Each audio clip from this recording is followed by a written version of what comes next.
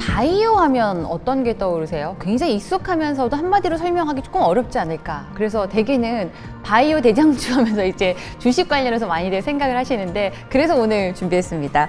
바이오 산업은 우리가 지킨다. 안녕하세요. 바이 오 남매입니다.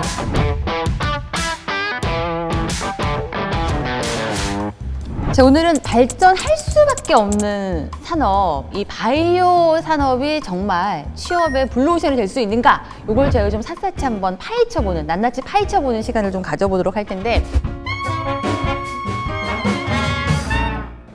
가장 유명한 키워드들을 좀 말씀드려볼게요. 줄기세포, DNA, 뭐 미생물, 이렇게 이미 자연에 존재하는 미량의 것들을 인간한테 유익한 쪽으로 개량을 해서 그걸로 인해서 질병을 치료할 수 있게 만드는데, 그게 이제 바이오 테크놀로지고요.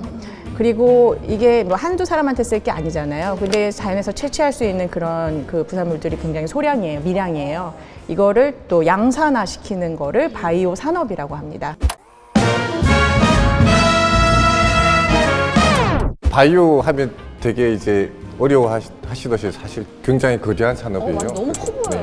그래서 바이오를 크게 세 분류로 나누는데, 화이트 바이오, 레드 바이오, 그린 바이오로 나누고요. 네.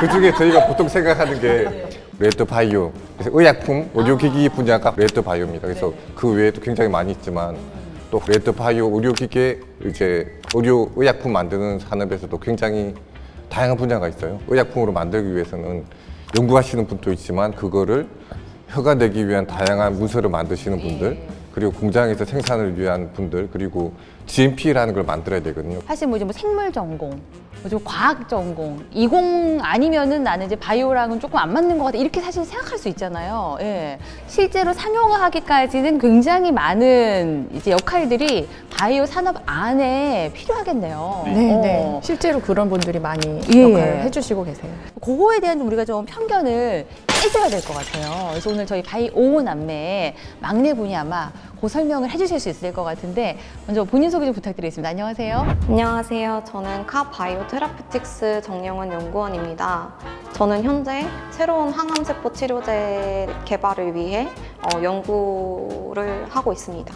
그 바이오 쪽에는 보통 연구를 많이 생각하실 텐데, QC나 QA처럼 의약품을 만들 때 이제 저희가 이제 부작용이나 아니면은 이제 정량적으로 들어가야 이제 약이 제조가 되는데, 그런 부분을 관리를 해주는 부분이 QC, QA거든요.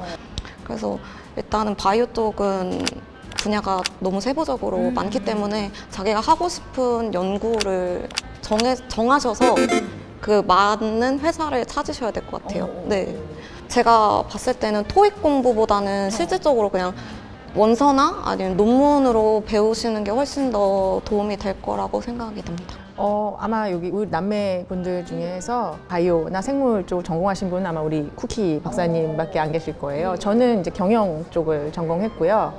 저는 해외 마케팅, 뭐 영업을 담당하고 있는데, 그들의 고객이 주 고객층이 사실은 의사 선생님들이거든요. 그래서 선생님들하고 이 기기나 이 약의 역할에 대해서 얘기를 하기 위해서는 전문 용어나 전문 지식이 조금 있어야 돼요. 근데 그거를 굳이 처음부터 다 알고 들어오실 필요는 없고요. 회사에 오면서 교육을 받고 일을 하다 보면 자연적으로 습득이 될 수 있어요.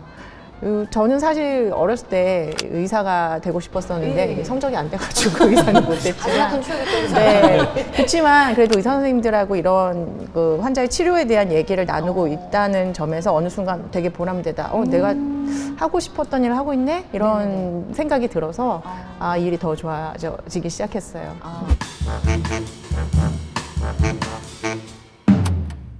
저는 지금 병원에서 일을 하고 있는데, 실은 병원이 상당히 접근하기 어려운 곳 중에 하나입니다. 많은 연구자하고 만나면 좋은 아이디어나 기술이 나올 수 있을 텐데, 그래서 저는 바이오 쪽을 공부하는 사람들한테는 무엇보다도 커뮤니케이션 능력이 좀 많이 필요하다. 소통 능력이 있어야 된다. 그게 언어도 필요하겠지만 다른 여러 사람들과 일을 해야 합니다. 이 프로세스가 상당히 길기 때문에 그 지난한 시간 동안 정말 많은 파트너들을 만나야 해요. 그래서 이제 이런 것들을 위해서 저희가 이제 혁신시약 살롱 같은 경우도 오송에서 하는 이유가 신약 살롱. 예, 제가 마담입니다. 아, 그래. 아니, 저는 혁신 신약 살롱 마담이라고 하시길래 지연의 말이죠. 아니, 혁신 신약 살롱이라는 네. 게 진짜 있는 거네요. 네, 예. 저희 교주 같으신 분이 2012년도에 대전에 먼저 만드셨고 예. 2016년도에 이제 판교에서 그 대성황을 이룬 다음에 2018년도에 이제 오송에 제가 영입을 했습니다. 시작 개발하시던 분들이 저녁에 모여가지고 네. 내가 연구할 때 어려웠던 것들을 같이 얘기하면서 예. 서로 돕는 기능들도 있고요. 요즘엔 또 다양한 분들이 모이셔서 우리의 회사를 위해서 무엇을 할 수 있을까 여러 파트너들을 만날 수 있는 그런 자리라고 보시면 되겠습니다. 이 살롱은 이제 그 실제로 지금 산업에 들어와 있는 분들이 활동을 하시는 거잖아요.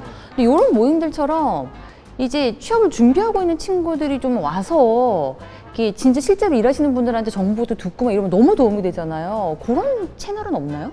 바이오 쪽으로는 바이오 협회에서 그런 예. 활동들을 많이 하고 있고 그 생명공학 연구원의 생명공학 정책연구센터에서 바이오인이라는 사이트를 운영을 하고 있어요. 아. 그런 곳을 통해서도 많이 접하실 수가 있고 예. 그 다음에 포항공대에서 운영하는 브릭이라는 사이트에서도 연구를 하시는 분들한테는 아주 좋은 자료들을 많이 찾을 수 있는 걸로 알고 있습니다. 근데 이게 벌써 가요? 갑자기 없어지는 것보다는 그러게요. 갑자기 일어날 것처럼 이렇게 하시는 그렇죠. 거니까 근데 어디 가시려고 네네네.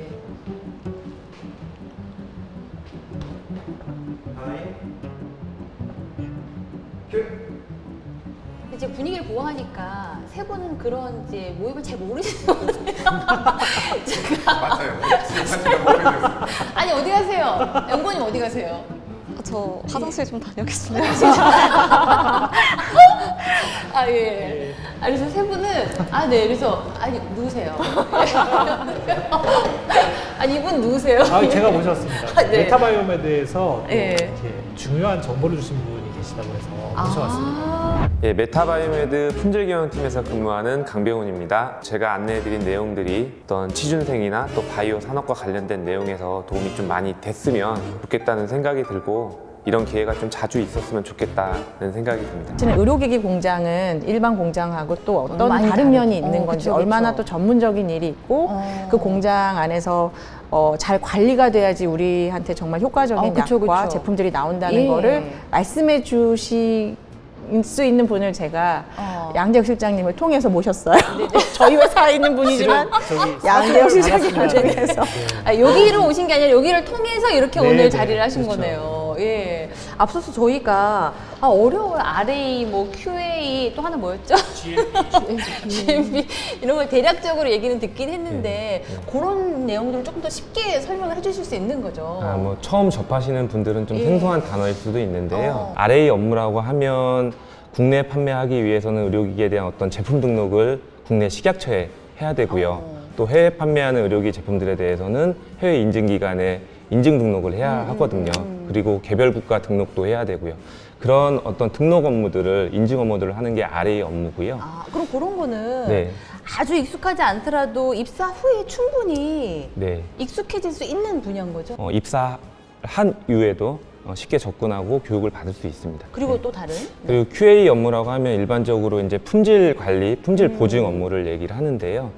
의료기기라든지 의약품들을 제조하는 전반적인 공정 관리, 품질 관리, 시험 분석 업무를 하는 게 이제 QC 업무라고 보시면 되고요. 표준 이미 이제 그쵸, 그쵸. 개발단에서 만들어준 프로세스에 따라서 그 절차대로 일을 하는 거기 때문에 큰 부담이 없으신 거죠. 네. 우리 취준생들이 듣기에는 좀 나도 그러면 녹여볼 수 있겠다 이런 이제 편한 마음이 들 수 있을 것 같고 업체나 업계에 예. 들어오시면 선배님들이 잘 가르쳐 주실 테니까요. 네네. 그런 부담감은 없으실 네, 겁니다. 선배님들이 잘 가르쳐 드릴 거니까 네네네. 그리고 또 그리고 이제 GMP라고 해서 이제 바이오 의학 의료기기 쪽에서는 이제 많이 쓰는 단어인데요. 의료기기나 의약품들을 제조할 때 전반적인 공정 관리, 품질 관리 그런 어떤 품질 경영 시스템을 유지 관리하고 운영하는 어떤 프로세스 절차들을 네네. 전반적으로 GMP라고 부르고 있습니다. 예. 예. 네, 의료기기 회사들은 그러니까 의료기기 제품을 생산하기 위해서는 GMP가 반드시 있어야 돼요. 예. 그 GMP 그 서티가 예. 있어야지만 거기서 나온 제품들이 이제 인허가를 받을 수 그쵸, 있는 그쵸. 거죠. 네.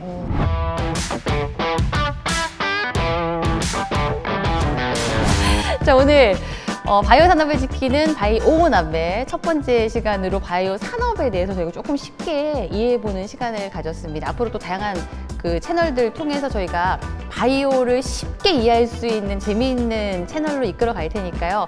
구독, 좋아요 잊지 말고 해주시고요. 저희는 또 다음 컨텐츠에서 만나 뵙도록 하겠습니다. 자, 지금까지 바이오 남매였습니다.